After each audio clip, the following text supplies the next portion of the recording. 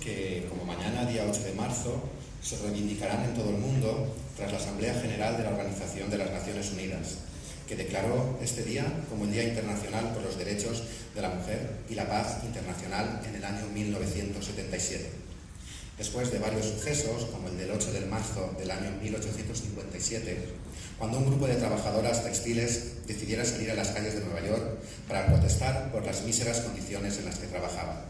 O el 25 de marzo de 1911, cuando se incendió la fábrica de camisas en Nueva York, con un balance total de 123 mujeres muertas.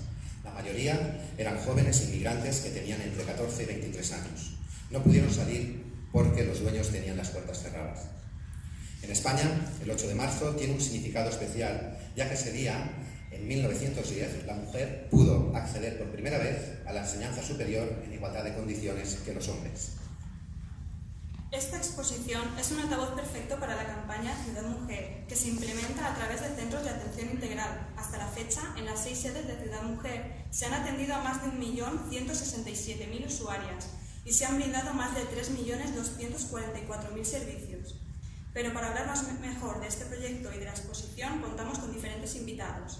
En primer lloc, ens agradaria presentar a la regidora de Benestar Social de l'Ajuntament de Xàtiva i presidenta del Fons Valencià, Txelo Angulo.